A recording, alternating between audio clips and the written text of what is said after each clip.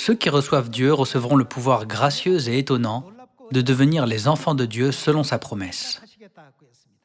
C'est pour cette raison que Dieu accorde une cérémonie par laquelle nous pouvons fermement croire en Dieu et le recevoir absolument. Voyons Jean chapitre 6, verset 53. Il est écrit: Jésus leur dit, en vérité, je vous le dis, si vous ne mangez la chair du Fils de l'homme et si vous ne buvez son sang, vous n'avez point la vie en vous-même.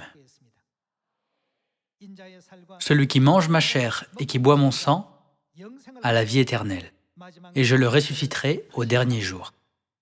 Car ma chair est vraiment une nourriture, et mon sang est vraiment un breuvage. Celui qui mange ma chair et qui boit mon sang demeure en moi, et je demeure en lui. Ce que cela signifie, c'est qu'ils ont reçu Dieu en eux. Vous ne recevez pas automatiquement Dieu simplement en disant « Je crois en Dieu, alors je dois être un enfant de Dieu ». Dieu nous a enseigné en détail comment le recevoir. Nous devons avoir la chair et le sang de Christ en nous. Alors, quelle est la manière dont Dieu nous a permis d'avoir sa chair et son sang en nous? Quand vous lisez Matthieu chapitre 26, verset 17, il est écrit: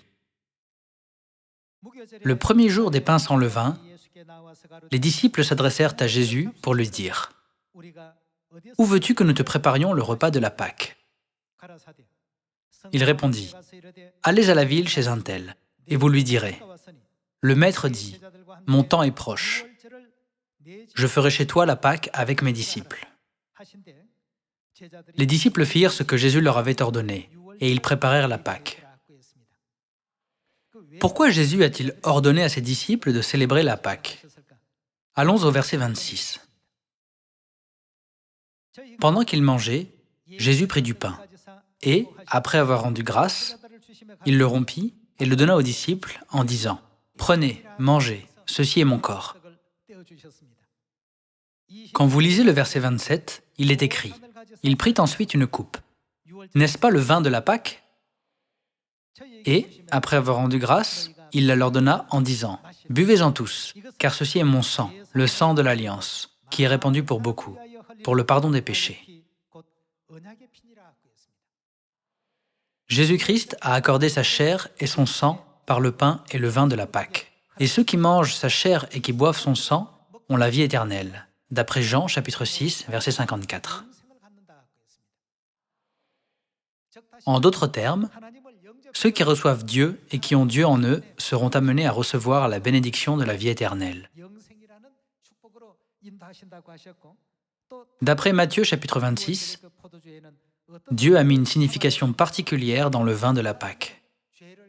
Le sang que le Christ a versé pour beaucoup, pour le pardon des péchés, est contenu dans le vin de la Pâque.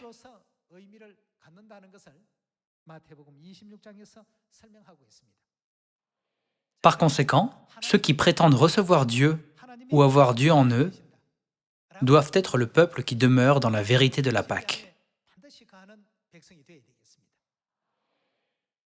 Dieu a mis toutes les promesses et bénédictions de recevoir Dieu dans la Pâque. Ainsi, le simple fait d'aller à l'église ne garantit pas que vous avez reçu Dieu.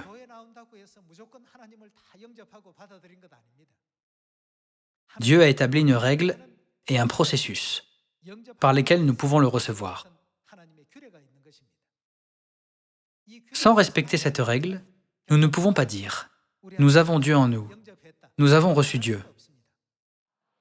Par cela, j'aimerais conclure le sermon d'aujourd'hui. Merci beaucoup.